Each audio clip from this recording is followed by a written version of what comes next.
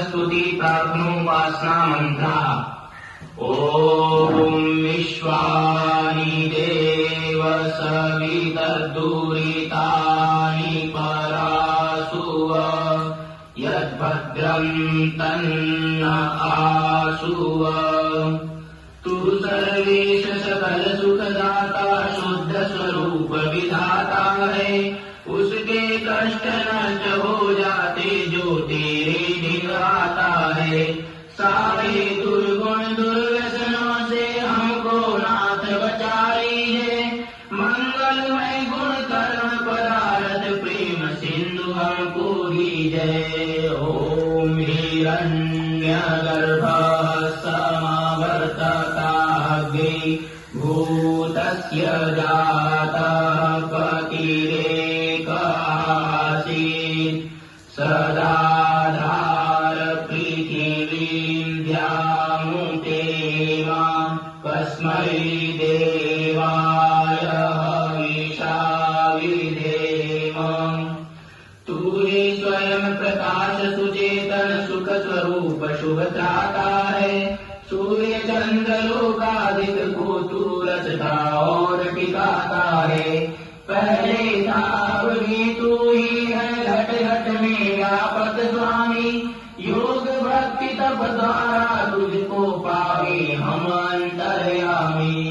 ओम य आत्मदा बलदा यस्य विश्व उपासते प्रशिशं यस्य देवाः यस्य छायामृतं यस्य मृत्युः कस्मै देवाय हविषा विधेम।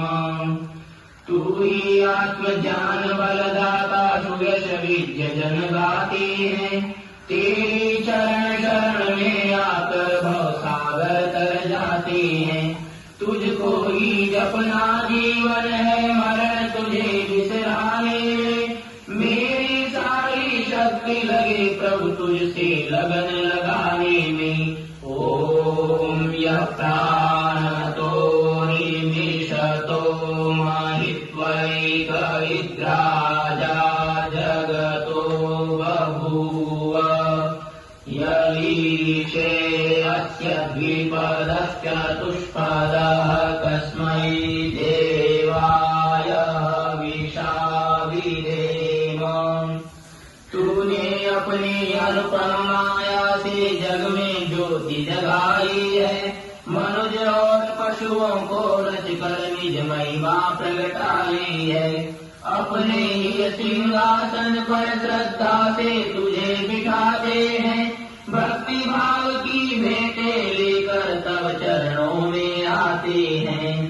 ओम ये नद्यो रुद्रा पृथिवी च दृढ़ा येन स्वहस्तभितं येन नाकः यो अन्तरिक्षे रजसो विमानः कस्मै देवाय हविषा विधेम। ताई रविचंद्रादिक रचकर निज प्रकाश चमकाया है। धरणी को धारण कर तूने कौशल अलख लखाया है। तू ही विश्व विधाता पोषक तेरा ही हम ध्यान धरे।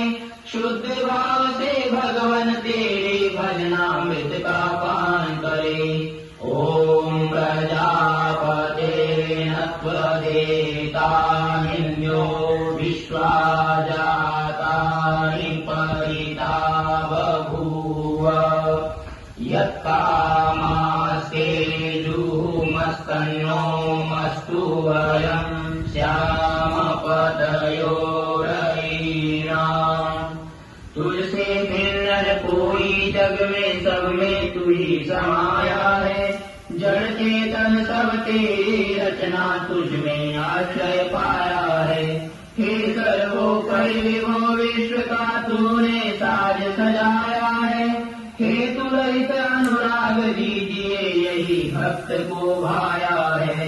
ओम तनो बंधुर्जनिता सविधाता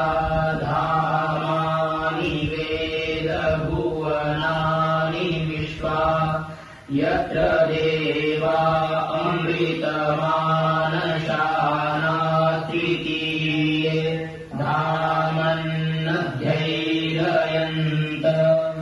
तू गुरु है प्रदेश वितु है पाप पुण्य फलदाता है।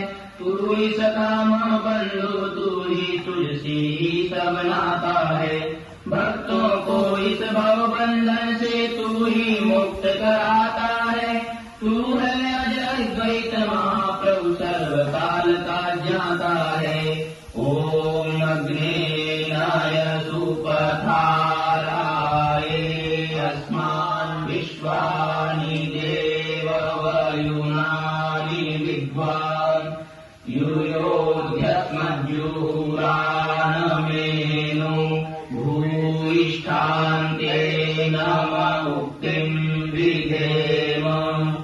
तू है स्वयं प्रकाश रूप प्रभु सबका सिरजनहार। तू ही रसना निज दिन रटे तुम्ही को मन में बसना सदा। तू ही अनर्थ से हमें बचाते रहना हरदम दया निधान। अपने भक्त जनों को भगवान दीजिए यही विशद वरदान। इति ईश्वर स्तुति प्रार्थनोपासना प्रकरणम्।